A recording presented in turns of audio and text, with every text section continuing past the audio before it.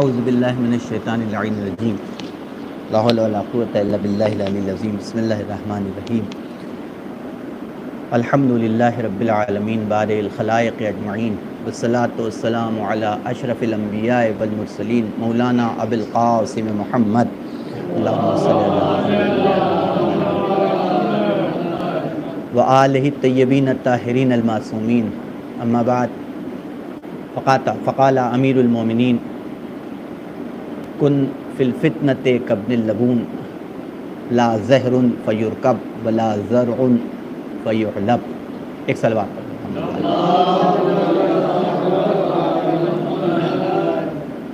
ماہ مبارک رمضان آج پہلی تاریخ اور پہلا روزہ آپ لوگوں نے مکمل کیا، اور بہرحال ماہ مبارک رمضان ایک ایسا مہینہ ہے کہ جو برکتوں کا مہینہ ہے، رحمتوں کا مہینہ ہے، اور اس کی سب سے بڑی خصوصیت یہ ہے کہ یہ وہ مہینہ ہے کہ جس میں خدا بند عالم، آپ جانتے ہیں اور سن رکھا ہے کہ شیطان کو جو ہے وہ مقید کر دیتا ہے، قید کر دیتا ہے کہ وہ کسی کو بہکا نہ سکے اور کسی کو بھٹکا نہ سکے. لیکن بہرحال یہ سوچ لینا کافی نہیں ہے. آپ اچھی طریقے سے جانتے ہیں کہ شیطان ہماری گمراہی کا صرف ایک پارٹ ہے، یعنی اگر 100% گمراہی ہے تو اس میں صرف 25% ہی شیطان کا دخل ہوتا ہے، بلکہ اس سے کم کر سکتے ہیں، زیادہ نہیں. اس سے زیادہ جو ہے وہ شیطان کا دخل جو ہے انسان کی گمراہی میں یا کسی بھی گناہ میں ملوث ہونے میں، یا جو بھی خطا ہے، جو بھی معصیت ہے اللہ کی، اس میں صرف اور صرف جو ہے وہ 20% یا 25% میکسیمم یہ شیطان کا دخل ہوتا ہے. باقی کا جو 80% یا 75% ہے، یہ سب کا سب جو ہے وہ ہماری اپنی کارستانی ہوتی ہے، جس میں شیطان کا کوئی دخل جو ہے وہ نہیں ہوتا ہے. تو شیطان بے شک قید ہو جاتا ہے اس مہینے میں، لیکن آپ یہ سوچ کر کے کہ وہ جو ہمارا مین دشمن ہے وہ قید ہے، ہمارا کچھ بگاڑ نہیں سکتا، آپ مطمئن نہیں ہو سکتے. لیکن اس سے زیادہ ڈینجر چیز اور خطرناک چیز ہے کہ جسے انسان کا نفس کہا جاتا ہے، انسان کا نفس امارہ. نفس امارہ، اب یہ جو نفس امارہ کو آپ جائیں گے، اس کو تھوڑا سا ایکسپلین کریں گے اور اس کی میننگ دیکھیں گے کہ یہ کیا چیز ہے، یہ کون سا انسان کے بدن کا پارٹ ہے، انٹرنل آرگنس ہے کہ ایکسٹرنل آرگنس میں سے ہے، کیا ہے. تو یہ ایک ایسی چیز ہے کہ جسے آپ ڈھونڈ نہیں پائیں گے. یہ کوئی پارٹ نہیں ہے، بلکہ یہ فیلنگس ہے، یہ احساس ہے انسان کا. یہ ایک فیلنگ ہے کہ جو انسان کے اندر پائی جاتی ہے. چلیے اگر نفس امارہ ہمارا کوئی انٹرنل پارٹ ہو یا ایکسٹرنل پارٹ ہو تو اس کو نکال لیں، آپریشن کروا کے باہر کروا دیں، ٹینشن ختم. نہیں، ایسی کوئی چیز نہیں ہے نفس امارہ کہ جسے آپ جو ہے وہ اپنے وجود سے الگ نہیں کر سکتے. ہاں، آپ اسے ختم بھی نہیں کر سکتے، آپ اسے قابو کر سکتے ہیں. اس سے زیادہ آپ کا اختیار جو ہے وہ نہیں ہے، کیونکہ یہ ایک فیلنگ ہے، جو ایک احساس ہے کہ جو انسان کے اندر پیدا ہوتا ہے. اور یہ فیلنگ اور یہ احساس جو ہے وہ ہے انسان کی، جسے قرآن نے بھی اور احادیث معصومین نے بھی بیان کیا ہے. اسے کہا گیا ہے خواہشات، یعنی اگر اردو میں بتایا جائے تو وہ خواہشات، وہ تمنائیں، وہ آرزوئیں، یہ میکسیمم انسان کو غلط راستے کی طرف لے جانے میں جن کا ہاتھ ہوتا ہے، وہ انسان کی خواہشات، وہ انسان کی تمنائیں، وہ انسان کی آرزوئیں. یہ وہ اہم چیز ہے کہ جس پہ قابو پانا بہت ضروری ہے. جب بھی انسان میکسیمم کی طرف جاتا ہے کہ ہمیں یہ بھی چاہیے، وہ بھی چاہیے، ایسا بھی کرنا ہے، ویسا بھی کرنا ہے، تو اس کو حاصل کرنے کے لیے انسان، چونکہ فطرت میں انسان کے کہ انسان جلد باز ہوتا ہے اور عجول ہوتا ہے، یعنی چاہتا ہے کہ دیر نہ ہو، جو ملنا ہے فوراً ملے، ابھی ملے، امیڈیٹلی ملے. ایسا ہوتا ہے انسان، ہے نا. یعنی کچھ بھی، کوئی بھی دکان کھولے گا وہ چاہتا ہے پہلے دن سے ہی ہماری انکم جو ہے وہ، کوئی بزنس کرتا ہے وہ چاہتا ہے کہ وہ زیادہ سے زیادہ کسٹمر آئیں، زیادہ سے زیادہ ہمارے پاس. تو اب چونکہ انسان کے اندر صبر کی کمی ہے، چونکہ انسان کے اندر جلد بازی پائی جاتی ہے، یعنی دونوں چیزیں، صبر نہیں ہوگا تو جلد بازی ہوگی. جلد بازی ہے تو اس کا مطلب صبر انسان کے اندر نہیں پایا جاتا. تو یہ جو جلد بازی ہے، یہ جو صبر کا نہ ہونا ہے، یہ سبب بنتا ہے انسان کو غلط راستے کی طرف لے جانے کا. اور انسان اس چیز کو بھی جسے حاصل کرنا چاہتا ہے تو وہ کسی بھی قیمت کے اوپر، کسی بھی طریقے سے اور کسی بھی عنوان سے اسے حاصل کرنے کی کوشش کرتا ہے. اور یہی وہ چیز ہے کہ جو انسان کو گمراہ کرتی ہے اور ہدایت کے راستے سے بھٹکاتی ہے. اسی پہ قابو کرنا یہی انسان کا کمال ہے اور یہی مومن ہونے کی دلیل ہے. یعنی یہ سب سے پہلی سیڑھی ہے انسان کی فلاح اور بہبود کے لیے اور انسان کی کامیابی کے لیے کہ وہ انسان اپنی اس چیز کو کنٹرول کرے اور اس کے اوپر قابو پائے. جب تک قابو نہیں پائے گا تب تک انسان جو ہے وہ، دیکھیے میں نے کہا بھی ہے، بتایا بھی ہے کئی مرتبہ پچھلے سال درس میں بھی. آج میں نے جو حدیث پڑھی یہ پچھلے سال میں پڑھ چکا ہوں، اسے بیان کیا تھا میں نے. اسی حدیث سے ہی پہلا اتفاق تھا کہ پہلا درس جو نہج البلاغہ کے حوالے سے ہوا تھا یہی تھا. پھر میں نے اسے آج جو ہے پھر اس کو، چونکہ یہ سب سے اہم ہے، یہی چیز ہے کہ جو سب سے زیادہ جو ہے انسان کو جو ہے وہ غلط راستے کی طرف بھی لے جاتی ہے، اور یہی چیز ہے کہ جسے قابو کر لیا جائے تو انسان کو صحیح راستہ بھی مل جاتا ہے کہ نہیں ہے.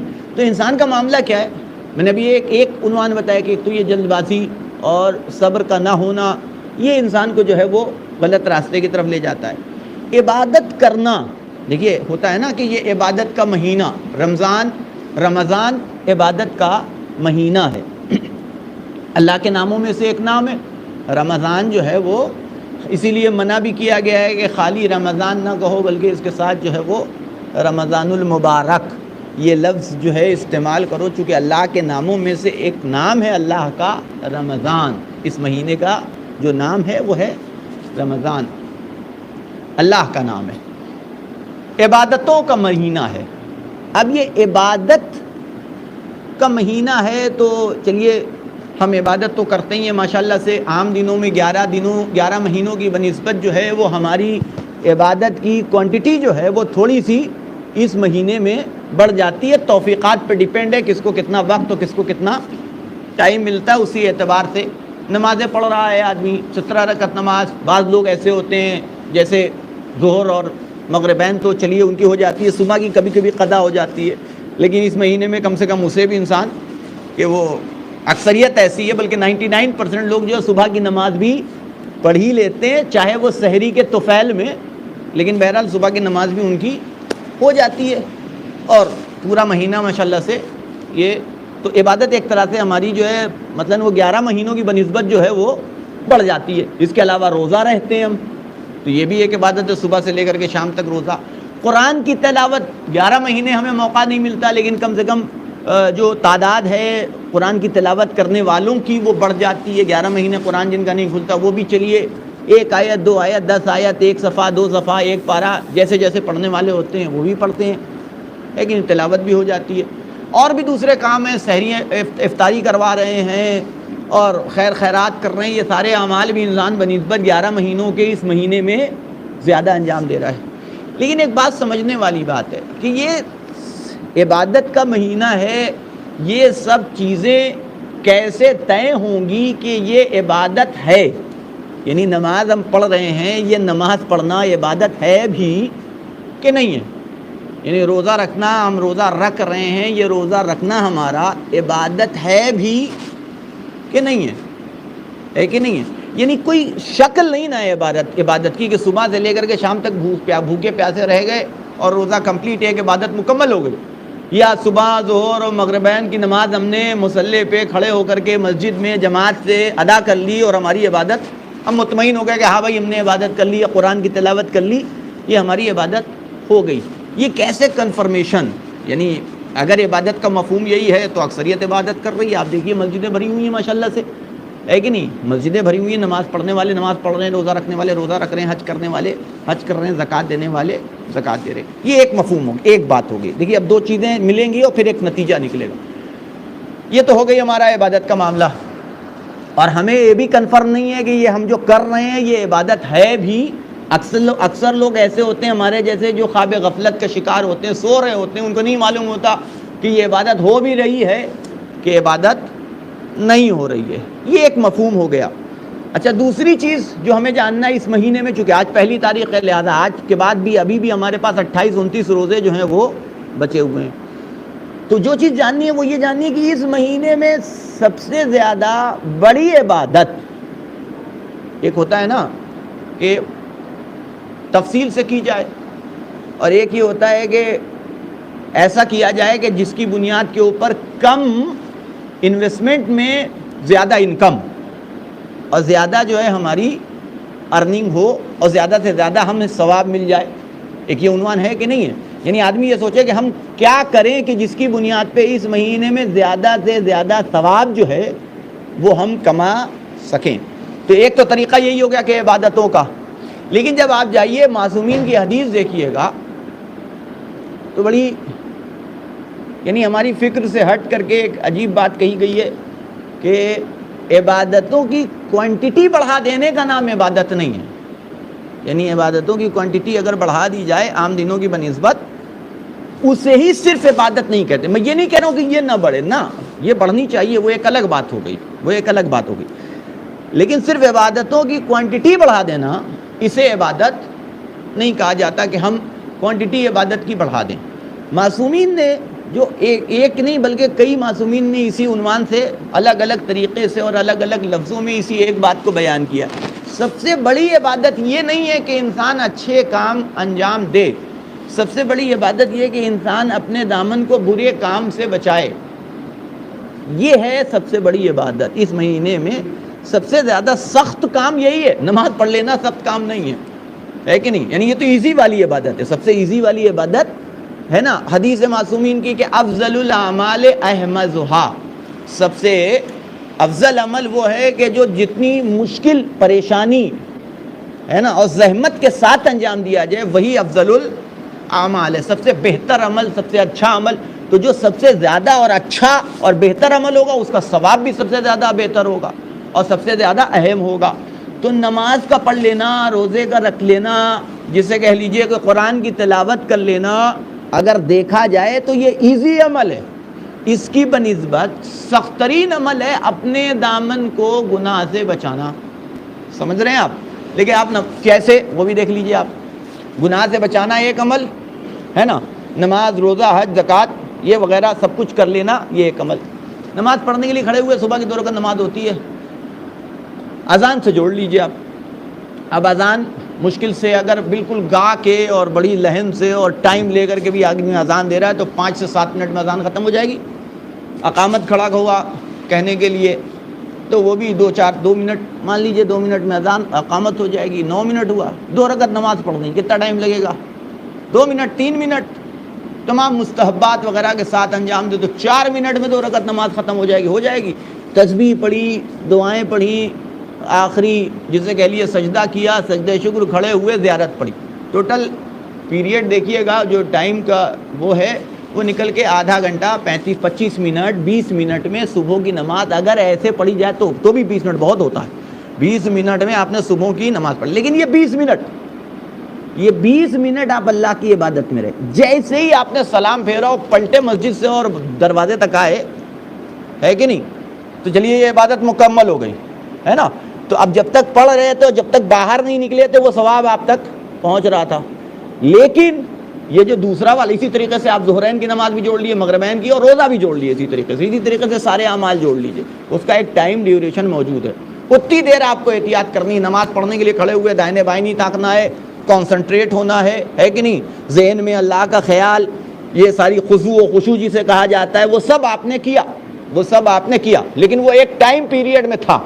لیکن دوسرا والا سخت اس لیے ہے کہ آپ کو جاگنے سے لے کر کے سونے تک پورے طریقے سے اپنی فکر کو، اپنے ذہن کو کنسنٹریٹ رکھنا ہے اور خالی اپنے جسے کہہ لیے فزیکل اسی ایکٹیویٹی پہ نگاہ نہیں رکھنی، اپنی آنکھ کے اوپر بھی نظر خود رکھنی. یعنی اپنی آنکھ پہ نظر رکھنی ہے خود، اپنے کان پہ نظر رکھنی ہے خود، اپنی زبان پہ نظر رکھنی ہے خود، اپنے ہاتھ پہ. آپ سوچئے یعنی کتنا سخت ہو جائے گا. یعنی آنکھ اس سے گناہ نہیں سرزد ہونا چاہیے، کان اس سے گناہ نہیں سرزد ہونا چاہیے، زبان اس سے گناہ نہیں سرزد ہونا چاہیے، اور انسان کے اعضاء و جوارح یہ سب کچھ جو کچھ اللہ نے دیا ہے، جو جس سے بھی پاسبل ہے گناہ کرنا، ان سب کو کنٹرول کرنا، اس کا نام ہے گناہ سے بچنا۔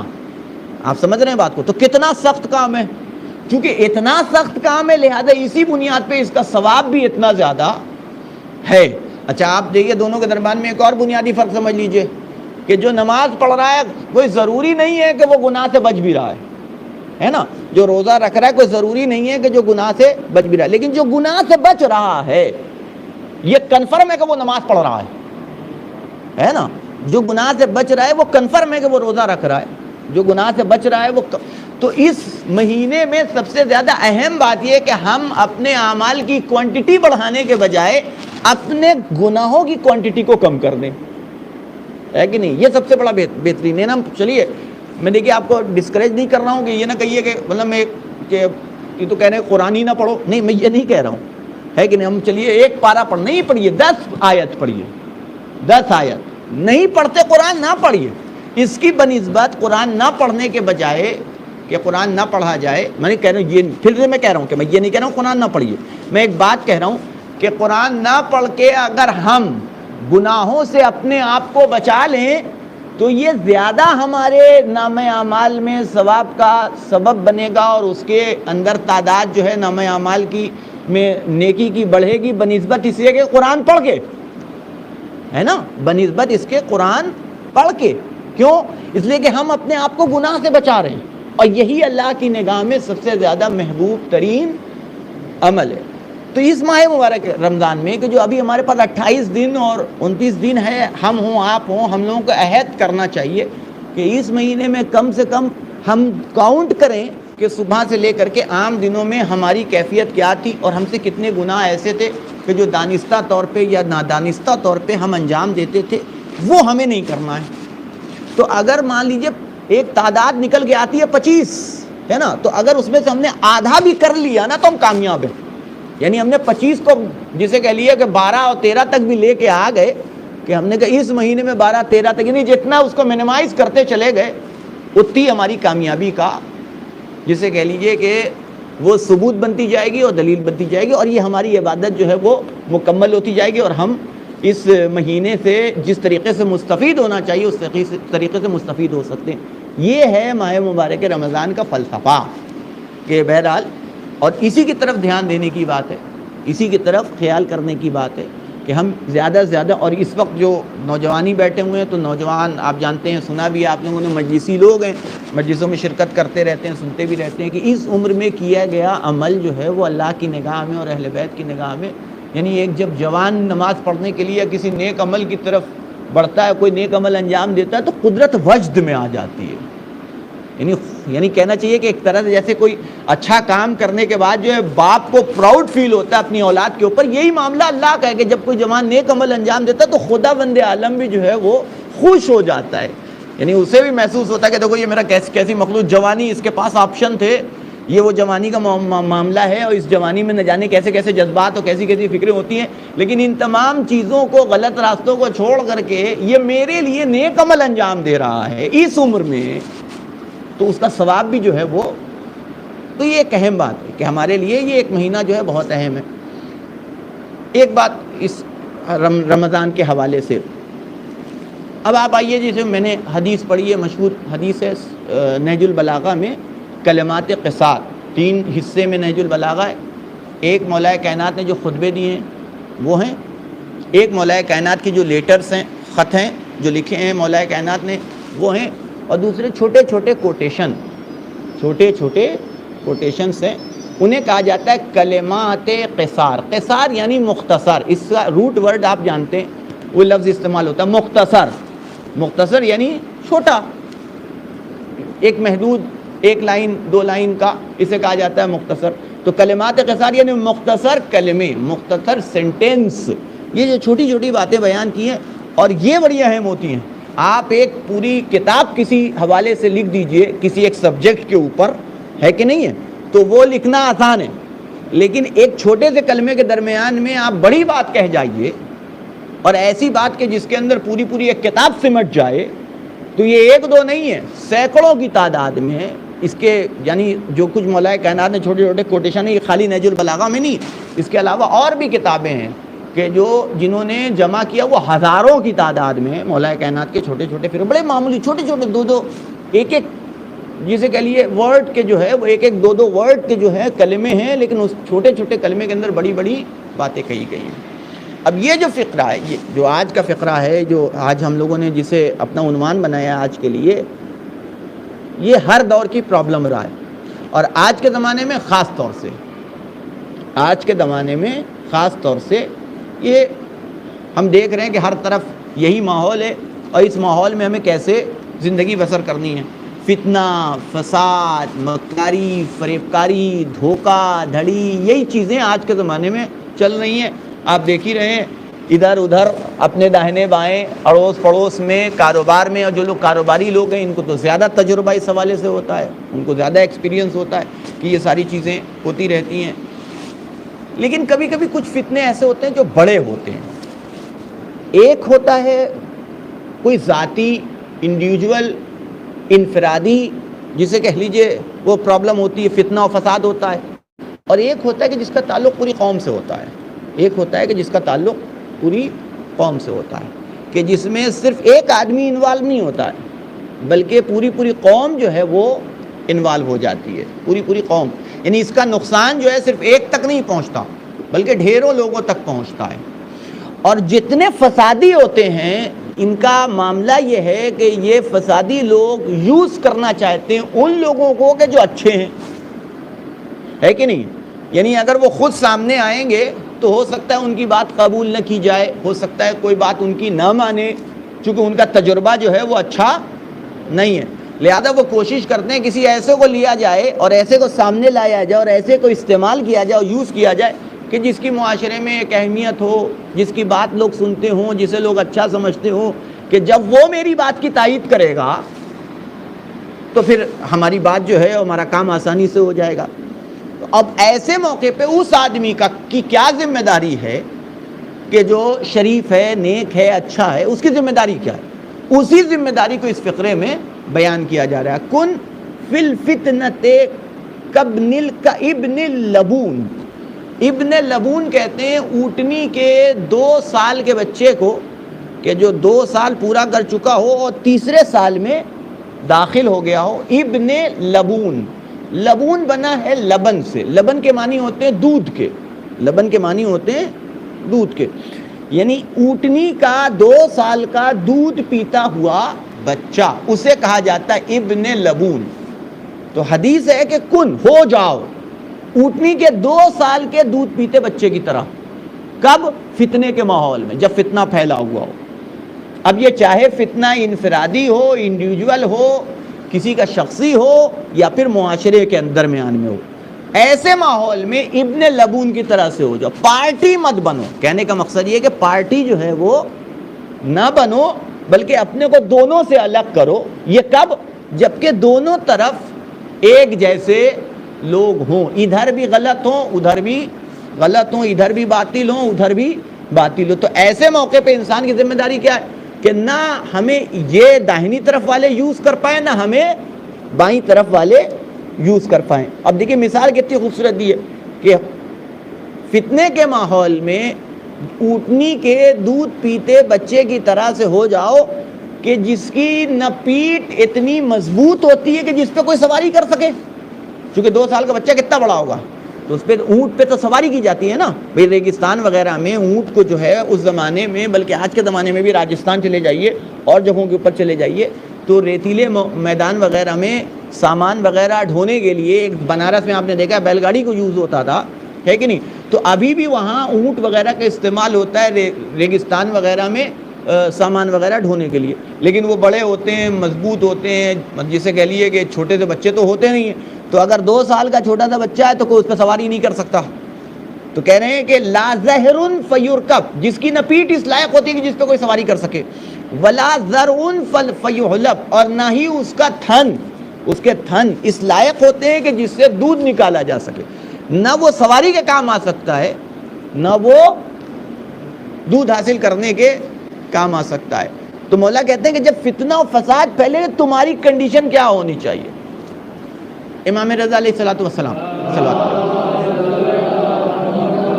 اس کی بہترین مثال اس کی بہترین مثال پڑھیے گا تاریخ آپ امام رضا خاص طور سے، تو آپ کو پتہ چلے گا کہ امام رضا کا دور جو ہے نا، یعنی ہائی، جسے کہنی چاہیے کہ ہائی کوالٹی کی پولیٹکس اس زمانے میں ہو رہی تھی، بہت ہائی کوالٹی کی پولیٹکس۔ ہارون رشید کے 2 بیٹے تھے، ایک بیٹا جو ہے وہ جسے کہہ لیجئے کہ نجیب ماں سے تھا، نجیب ماں یعنی خاندانی عورت زبیدہ، جس کا نام آپ لوگوں نے سنا ہے، وہ بہلول والا واقعہ آپ کے ذہن میں ہوگا، ہے نا، زبیدہ ان سے تھا، جس کا نام تھا امین۔ دوسرا بیٹا تھا کنیز سے، جس کا نام تھا مامون۔ مامون کا نام بھی آپ نے سنا ہے کہ نہیں، 8ویں امام کا قاتل۔ 2 بیٹے تھے۔ اچھا، اب یہ 2 بیٹے تھے، تو ان دونوں کے درمیان میں جنگ چھڑی حکومت کے لیے۔ بنی عباس خاندانی لوگ، یعنی اپنے کو بڑا سمجھنے والے کہ ہم لوگ بس، ہمارے علاوہ کوئی نہیں، اور تخت پہ بھی جو آنا چاہیے وہ وہی آنا چاہیے کہ جو ہمارے بنی عباس سے ہو، اور کوئی کنیز انیز کا بیٹا تخت پہ گوارا نہیں، وہ گوارا نہیں کر سکتے تھے، لہذا میکسیمم لوگ جو ہے وہ، اچھا ہارون کا معاملہ یہ تھا، خود پشو پیش میں پڑا ہوا تھا کہ بنائیں تو کسے بنائیں۔ امین کی کنڈیشن یہ تھی کہ یہ عیاش آدمی، نہ پڑھا نہ لکھا، نہ کوئی تعلیم، نہ اس کے پاس کوئی کلچر، شراب میں دھت رہنے والا، عیاشی کرنے والا انسان، یہ امین کی کنڈیشن تھی۔ چونکہ وہ وہی معاملہ آتا ہے نا کہ بڑے گھر کا، تو اگر صحیح تربیت نہ ملے تو بڑے گھر کے لڑکے جو ہیں جلدی بگڑتے ہیں، اور زیادہ بگڑتے ہیں، یعنی بری طریقے سے بگڑتے ہیں اگر صحیح تربیت نہ ملے۔ اور یہ مامون کا معاملہ یہ تھا کہ یہ ایک کنیز کا بیٹا تھا، تو اب یہ ہوتا ہے نا کہ جب چھوٹی، کہ بھئی اس کے مقابلے میں ہم تو کچھ نہیں ہیں، چونکہ چلیے ٹھیک ہے ہمارا باپ بھی وہی ہے کہ جو اس کا باپ ہے، لیکن ماں فرق کر گئی، تو وہ نجیب الطرفین، وہ آپ نے سنا ہوگا، ہم لوگوں کے ابھی دیکھا جاتا ہے شادی جب ہوتی ہے کہ وہ خود ہوں چاہے نہ ہوں، لیکن جسے کے لیے شادی اسی خاندان میں کرنا چاہتے ہیں کہ جو نجیب الطرفین ہو، ہے کہ نہیں، یعنی دونوں طرف سے ماں بھی سید ہو اور باپ بھی سید ہو، وغیرہ وغیرہ، یہ جو ہمارے یہاں سب بہت سی چیزیں ہیں نا کہ جو دیکھی جاتی ہیں۔ تو بہرحال اس نے پڑھا لکھا۔ اچھا، اب یہ جو پڑھا لکھا، تو اس کا آپ جائیں گے تو میں نے کہا نا کہ ہائی لیول کی سیاست، تو 2 فضل تھے، 2 نام ہیں، 2 آدمی تھے، دونوں کا ایک ہی نام تھا فضل۔ ایک کا نام تھا فضل ابن ربی اور ایک کا نام تھا فضل ابن سہل۔ یہ دونوں، ایک وزیر اعظم تھا، یہ فضل ابن ربی جو ہے یہ وزیر اعظم تھا ہارون کا، اور اس کی شاگردی میں امین، اور یہ بنی عباس سے تھا۔ فضل ابن سہل یہ ایک یہودی تھا کہ جو مسلمان ہو گیا تھا۔ فضل ابن سہل جو ہے یہ ایک یہودی تھا، لیکن غضب کا سیاسی آدمی، غضب کا جسے کہہ لیے پولیٹیشین اپنے زمانے کا، اور اس نے تربیت کی تھی مامون کی، تو جو کچھ جانتا تھا وہ سب اس نے، اور بلا کا ذہین آدمی تھا یہ مامون، بلا کا ذہین آدمی تھا مامون۔ اب جب ہارون مرا ہے تو ہارون یہ چاہتا تھا کہ خلافت جو ہے وہ بنی عباس میں رہے، اور بنی عباس بھی چاہتے تھے کہ بنی عباس خاندان سے باہر نہ جائے، بادشاہ کوئی بھی بن جائے ہم لوگ تو چلا ہی لیں گے، یعنی حکومت تو ہم لوگ چلا ہی لیں گے، مشورے وغیرہ دے کر کے ہم لوگ چلا لیں گے حکومت۔ لیکن یہ فضل ابن سہل کی سیاست تھی کہ اس نے کچھ لوگوں کو جمع کر لیا اپنی طرف، یعنی اپنی ایک پارٹی جو ہے چھوٹی سی صحیح بنا لی۔ تو اب وہ الیکشن تو ہوتا نہیں تھا اس زمانے میں کہ الیکشن لڑیں گے، الیکشن لڑ کے جس کا ووٹ زیادہ ہوئے گا، نہیں، اس زمانے میں بادشاہ بننے کا بس ایک طریقہ تھا، جنگ، یعنی الیکشن کے ذریعے سے تو کچھ ہونا نہیں تھا، جنگ، جو جیت جائے وہ بادشاہ، بھائی جس کے پاس طاقت ہے کہ نہیں، جس کی لاٹھی اس کی بھینس، تو بس جنگ کے علاوہ کوئی آپشن نہیں تھا۔ اب جب اس نے فوج جمع کرنی شروع کی تو فضل ابن سہل کے پاس صرف 5000 آدمی جمع ہو پائے، اور فضل ابن ربی کے پاس 70,000 کا لشکر، 70,000، یہاں 5,000 افراد۔ آپ سوچئے 5,000 لوگ کبھی بھی لڑ کر کے 70,000 لوگوں سے جیت سکتے ہیں؟ کسی قیمت پہ نہیں جیت سکتے، اور یہی ہوتی ہے سیاست، یہ ہوتی ہے پالیٹکس، ہے کہ نہیں۔ اب دیکھیں کیسے اس نے، یعنی جو جنگ کے لیے، یہ یہاں پہ علم کام آتا ہے، یہ علم کی امپورٹنس کیا ہے، تھا وہ بے شک وہ جو بھی رہا ہو، باطل رہا ہو، غلط رہا ہو، مکار فریب کار سب کچھ رہا ہو، لیکن تھا پڑھا لکھا، ہے نا، کہتے ہیں نا کہ اگر جاہل اولاد ہو، ماں باپ کروڑوں چھوڑ کر کے گئے ہوں تو کروڑوں کو برباد کر دیتا ہے، لیکن اگر پڑھی لکھی اولاد ہو، ماں باپ تھوڑا سا چھوڑ کے گئے ہوں تو تھوڑے کو بھی بڑا بنا دیتا ہے کہ نہیں؟ یہاں پہ کام آتا ہے انسان کی ایجوکیشن، انسان کی تعلیم، انسان کا تجربہ، انسان کا علم، یہ سپورٹ کرتا ہے۔ تو جو جنگ ہوئی تو وہ جنگ کا نقشہ اور جنگ کا جو کہنا چاہیے کہ جو پورا کیسے لڑی جائے گی اور کیا پلان جو ہوتا ہے، وہ رزم کا جو نقشہ ہوتا ہے جو بنایا گیا، اور کہاں لڑی جائے گی، کیسے لڑی جائے گی، تو کہتے ہیں نا کہ یہ 5,000 کے لشکر نے 70,000 کے لشکر کو کھیل لیا۔ یعنی ہمیں ان کے طریقے سے جنگ نہیں کرنی ہے، ایسا کرنا ہے کہ ہم جو چال چلیں وہ اس چال میں پھنستے چلے جائیں۔ تو ایک دن کی جنگ 70,000 افراد کی ہار گئے، اور یہ 5,000 افراد کی جنگ جو ہے، وہ 5,000 افراد کی فوج جو ہے یہ مامون کی جیت گئی، وہ تخت کے اوپر آ گیا۔ خیر، یہ تو سیاست تھی اس صاحب کی۔ اب جب جنگ ہو رہی تھی، جن دنوں میں جنگ ہو رہی تھی، اب دیکھیے شیعوں کی کنڈیشن یہاں پہ امام رضا سیریل میں کسی حد تک دکھایا ہے، اگر وہ دیکھیے گا اس میں کسی حد تک انہوں نے دکھایا، وہ سیاست کو بیان کرنے کی کوشش، حالانکہ خود امام رضا کو کم دکھایا ہے سیریل میں، لیکن اس سیاست کو دکھایا ہے۔ اور جب وہ پوچھا گیا، لوگوں نے کافی اعتراض بھی کیا تھا ایران میں کہ آپ نے امام رضا سیریل بنایا اور خالی امین اور مامون یہی دو اور ہارون رشید اسی کو دکھایا، کہ ہم نے کہا دکھایا انہوں نے بتایا کہ ہم نے دکھایا اسی لیے کہ سیاست کو سمجھو، یعنی باطل کی سیاست سمجھو، حق خود بخود سمجھ میں آ جائے گا، اسی لیے ہم نے اس سیاست کو دکھانے کی کوشش کی کیسی سیاست اس زمانے میں ہوتی تھی، اور یہ سیاست ہر دور میں ہوتی ہے، چینج نہیں ہوئی ہے، طریقہ خالی شکل اس کی بدل گئی ہے، ورنہ سیاست صرف اور صرف وہی ہے۔ تو جب یہ جنگ ہو رہی تھی تو مامون نے جو علوی تھے، یعنی محب اہل بیت تھے، ان کو آفر کیا کہ آپ ہماری طرف سے لڑیے۔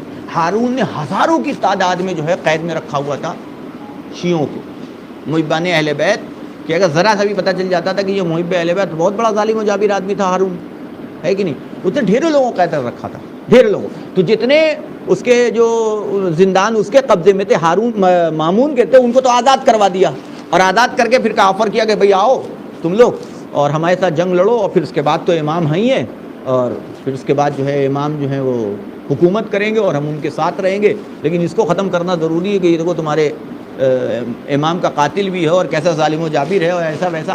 تو ایک ہوتا ہے نا آدمی کہ ہمدردی جب کوئی کرے تو ہر ہمدردی کرنے والا واقعاً ہمدرد بھی ہو، یہ ضروری نہیں ہے۔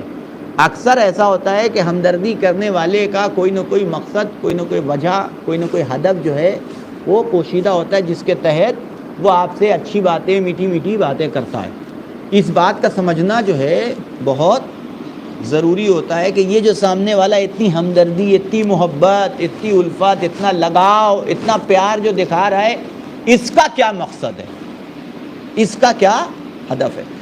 اچھے خاصے شیعہ بہت گئے، ارے یہ تو بڑا مومن ہے، ایسے ہی تو مومن ہمارے یہاں بنتا ہے نا بھائی، ارے بڑا مومن ہے، بڑا متقی، دیکھیے یہ تو ایسے ہی ہوتا ہے کہ نہیں ہوتا ہے۔ ہم لوگ تو خیر یہ تو کچھ نہیں، ہم تو دو شعر بھی اگر کوئی سنا دیتا ہے نا مدح علی میں، مدح اہل بیت میں، تو ہم لوگ تو اس کو جو ہے بالکل جناب سلمانی سمجھ لیتے ہیں، جناب حر بنا دیتے ہیں، اور جناب کیا کیا بنا دیتے ہیں۔ ذرا سا دو شعر بھی آپ کو پتہ ہی نہیں کہ ایک مرتبہ فری بلا کے پڑھوا کے دکھلائیے، پھر ہم دیکھیں کہ وہ آئیں اور آگے فری میں پڑھ کے چلے جائیں، اگر ایسی محبت ہے تو۔ ایک شیعہ تو پڑھتے نہیں فری میں، وہ کیا پڑھے گا؟ تو بات یہی ہے نا کہ ہماری آنکھیں اور ہمارا دماغ جو ہے وہ کھلا ہونا چاہیے، اور اس کا کھلا ہونا اس لیے ضروری ہے تاکہ ہم صحیح اور غلط کو اور اپنے اور پرائے کو صحیح معنی میں پہچان سکیں۔ اور یہ اسی وقت ہم پہچان سکتے ہیں کہ جب ہماری فکر اتنی کھلی ہوئی اور ہم فکری غلام نہ ہوں۔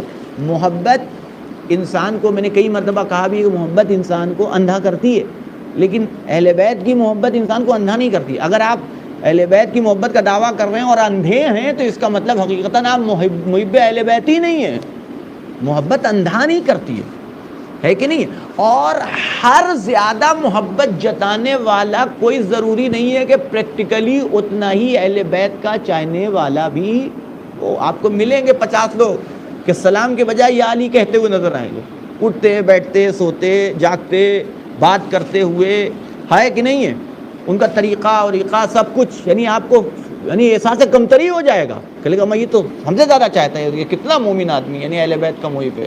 یہ سارے ہیلے ہیں صرف اہل بیت کا نام لے کر کے یہ بنی عباس، یہ سازش جانتے ہیں، یہی بنی عباس کا یہی طریقہ بنی عباس کا تھا۔ بنی عباس نے بنی امیہ سے حکومت ہی اہل بیت کے نام پہ حاصل کی تھی۔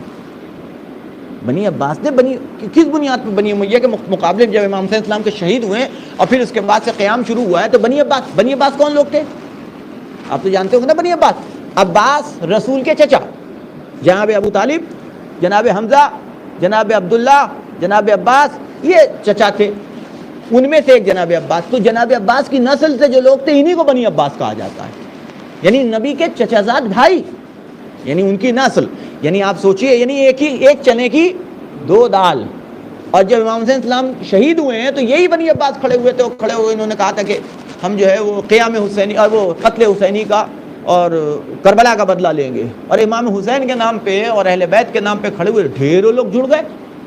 لیکن جب کامیاب ہو گئے تو انہوں نے یہی کہا تھا کہ جب ہم حکومت حاصل کریں گے تو اس حکومت، یہ نہیں کہہ رہے تھے کہ ہم بادشاہ بنیں گے، کہ نہیں، فرزند رسول وہ بیٹھیں گے، یعنی جسے کہہ لیجئے کہ چوتھے امام، پانچویں امام، چھٹے امام، ان کو جو ہے تخت نشین کریں گے، حکومت ان کا حق ہے، نام انہی کا۔ لیکن جب جیت گئے تو خود آ کے بیٹھ گئے، اور بنی امیہ سے زیادہ ظلم بنی عباس نے کیا، بنی امیہ سے زیادہ۔ اور یہی معاملہ آج کے زمانے میں بھی ہے۔ اہل بیت کے لیے کوئی کام کرنے والا نہیں ہے، اہل بیت کو یوز کرنے والے لوگ ہیں ہمارے یہاں، یعنی اہل بیت کے نام کو یوز کیا جا رہا ہے، ان کی محبت کو، یعنی ہم سے ایک طرح سے کہنا چاہیے کہ اہل بیت کی محبت کا سہارا لے کر کے ہم کو استعمال کیا جا رہا ہے اپنے مقصد کے لیے، اور کچھ نہیں ہے اس کے علاوہ آج کے زمانے میں کچھ نہیں۔ ورنہ اگر واقعاً محبت ہوتی، واقعاً عقیدت رکھنے والے ہوتے تو ہمارے یہاں اس محبت کے اثرات دکھ رہے ہوتے، اس کا ریئیکشن نظر آ رہا ہوتا۔ کئی ریئیکشن نظر آ رہا ہے ہمارے پاس، کئی ریئیکشن نظر نہیں آتا ہے، کوئی ریئیکشن ہمارے پاس نظر نہیں آتا، کوئی اثر، کوئی فائدہ، کچھ نظر نہیں آتا ہم کو، ہے کہ نہیں ہے؟ تو بہت سے لوگ ہوتے ہیں۔ تو بنی عباس نے بھی یہی کیا تھا، بنی امیہ نے بھی ایسی، یہ جسے کہہ لیے مامون نے بھی یہی طریقہ اختیار کیا، چونکہ وہی اسی کی نسل تھی، اس کو پتا تھا، وہ تو بہت بڑا سیاست دان تھا، بہت پڑھا لکھا نہایت۔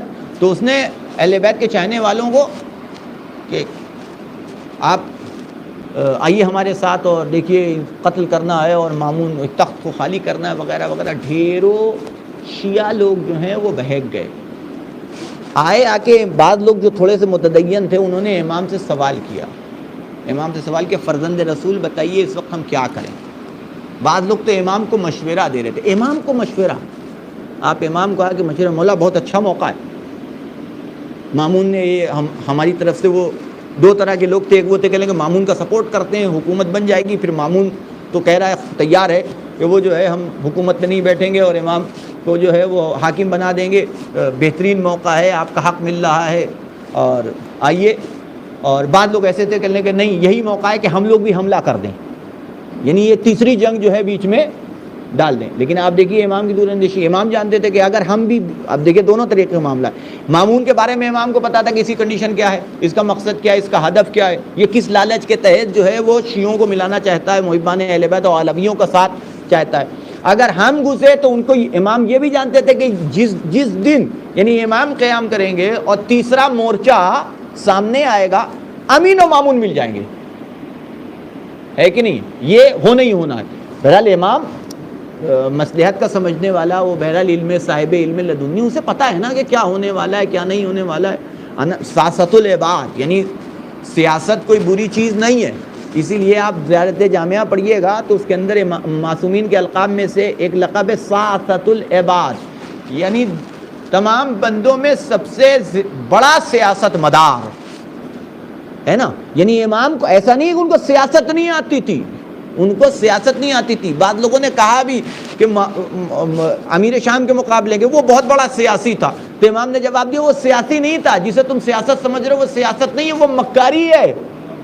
اگر وہ سیاست کرے تو ہم سے بڑا سیاست مدار کون ہے؟ وہ مکاری کر رہا ہے جو ہم نہیں کر سکتے، جو ہم سیاست کر سکتے ہیں، ہم مکاری جو ہے وہ نہیں کر سکتے، کیونکہ سیاست کا تعلق خدمت خلق سے، اور مکاری کا تعلق اپنی ذاتی منفعت اور اپنی ذاتی فائدے سے۔ مکار انسان اپنے ذاتی فائدے کے لیے ہوتا ہے، سیاست دوسروں کو فائدہ پہنچانے کے لیے کی جاتی ہے، دوسروں کو فائدہ پہنچانے کے لیے کی جاتی ہے، کسی کو بچانے کے لیے کی جاتی ہے، کسی کی حفاظت کے لیے۔ سیاست کا تعلق یہ تو تیسرا مورچہ کھڑا ہو جاتا تو یہ کنڈیشن تھی، مامون کا ساتھ دیتے؟ تو امام کو پتا تھا.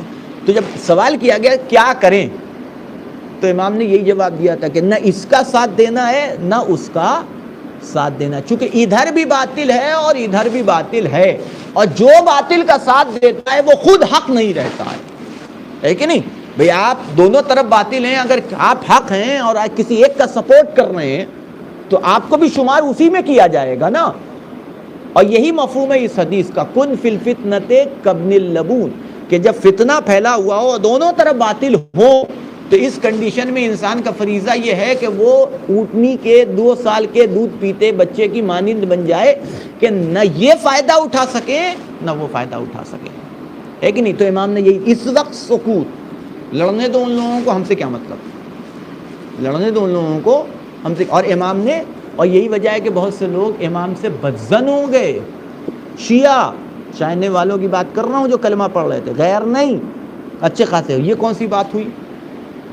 اور امام اب جا کے پڑھیے کتاب، بہت سی تفصیل ہے اس میں، بیان کیا کیا جائے، بہت لمبا چوڑی بات ہو جائے گی. کس کس طرح کی باتیں، یہاں تک کہ امام کو قتل کرنے کی سازش بھی کی چاہنے والوں نے. ہاں، جو دعویٰ کر رہے تھے کہ ہم اہل بیت کے چاہنے والے ہیں اور جسے کہہ لیے بنی امیہ اور بنی عباس سے نفرت کرنے والے ہیں اور بڑے محب اہل بیت ہیں، انہوں نے باقاعدہ طور کے اوپر امام کو قتل کرنے کی سازش بھی کی.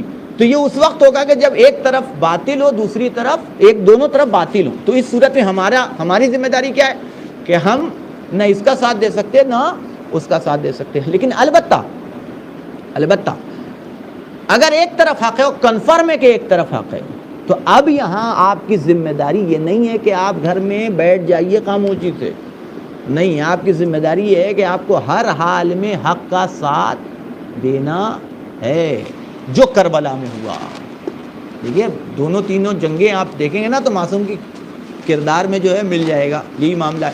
یا پھر جب وہ جنگ ہوئی، کیا کہلاتا ہے، جنگ جمل اور جنگ صفین، ہے کہ نہیں؟ ایک طرف جنگ جمل میں کا ایک طرف رسول کی بیوی ہے، دوسری طرف رسول کا داماد ہے، ہم کسی کا ساتھ نہیں دیں گے. لوگ اچھے خاصے، قاضی شریح کا پورا واقعہ ہے، آپ نے سنا بھی ہوگا، پڑھا بھی ہوگا. وہ بیٹھ گئے قاضی شریح کے لگا نا، ہے کہ نہیں؟ لیکن جب تھیلی ملی تو امام کے مخالفی انہوں نے فتویٰ دے دیا. امام کے مخالفت میں جب وہ درم و دینار کی تھیلیاں پہنچی تو انہیں امام کی مخالفت میں دے دیا. نہیں، یہاں نہیں، جب آپ کو پتہ ہے کہ ایک طرف حق ہے اور دوسری طرف باطل، تو اب یہاں آپ خاموش نہیں رہ سکتے، بلکہ آپ حال میں حق کا ساتھ دینا ہے اور باطل کی مذمت آپ کو ہر حال میں دامے درم جیسے بھی کر سکتے ہیں، وہ آپ کو ہر حال میں کرنی ہی کرنی ہے. باطل کی مذمت کرنی ہی کرنی ہے. سکوت ہر جگہ ٹھیک نہیں ہے، سکوت ہر جگہ ٹھیک نہیں ہے. اس لیے امام حسن و امام حسین کو جو وصیت کی ہے مولا کائنات میں،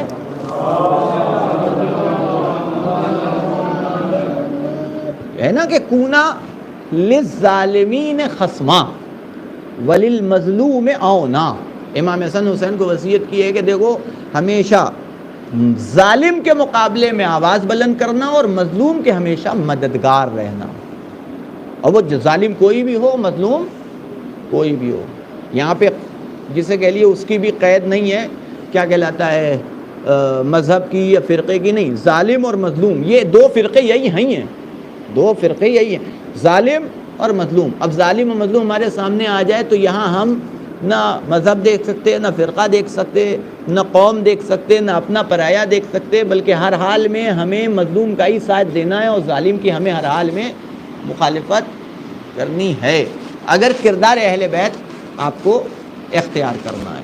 ٹھیک ہے، دیکھیے آج کلاس لمبا ہو گیا، اختتام کرتے ہیں انشاءاللہ. کل سے دوسری 2-3 کوشش کریں گے کہ 2-3 حدیثیں جو ہیں وہ روز بیان ہوتی رہیں تاکہ اسے مکمل کیا جا سکے. بہرحال لیکن آخری بات یہاں پہ ہم ختم کر رہے ہیں. یہ جو زمانہ آ رہا ہے نا، یہ جو زمانہ آپ جس زمانے کے آپ ہیں، یا ان لوگوں کا زمانہ ہے جو 10 سال 15 سال بعد آنے والا ہے، یہ بہت خطرناک ہونے والا ہے.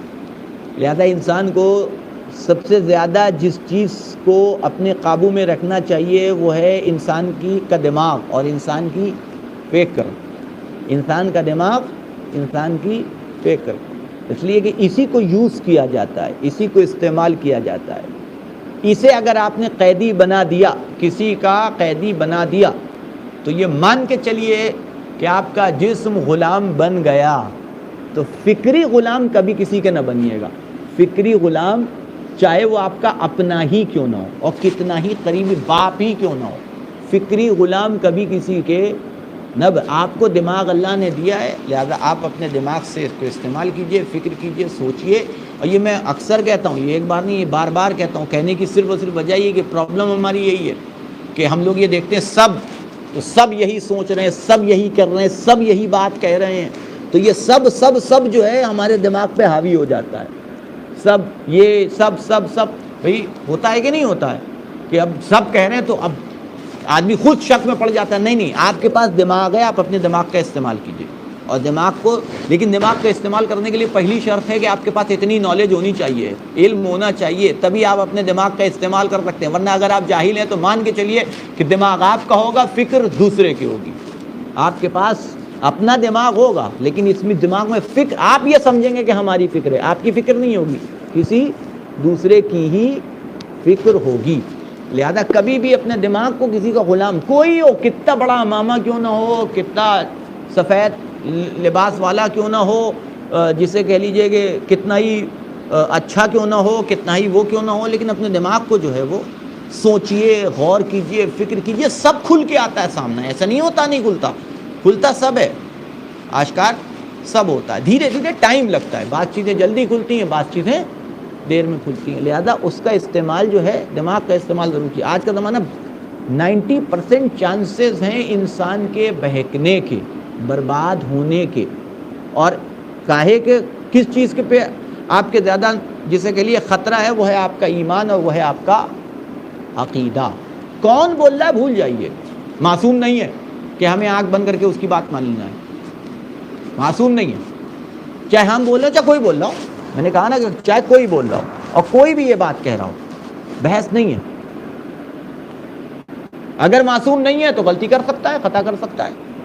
اور وہ کہتے ہیں وہ ایک لفظ استعمال, ہیڈن ایجنڈا, ہر ایک کا ہوتا ہے, ہر ایک کا ہوتا ہے. اس کو آپ کو سمجھنا ضروری ہے کہ کس مقصد کے تحت, کس ہدف کے تحت, کس لیے یہ بات کہہ رہا ہے. اس کو ذہن میں رکھیے, ورنہ آنے والے دنوں میں 10 سال 5 سال 10 سال کے زمانے میں بعد جو ہے وہ کیا ہونا والا ہے, اللہ ہی مالک ہے. وآخر دعوانا ان الحمد للہ رب العالمین. بسم اللہ الرحمن الرحیم. ان اللہ وملائکتہ یصلون علی النبی یا ایھا الذین آمنوا صلوا علیہ وسلموا تسلیما.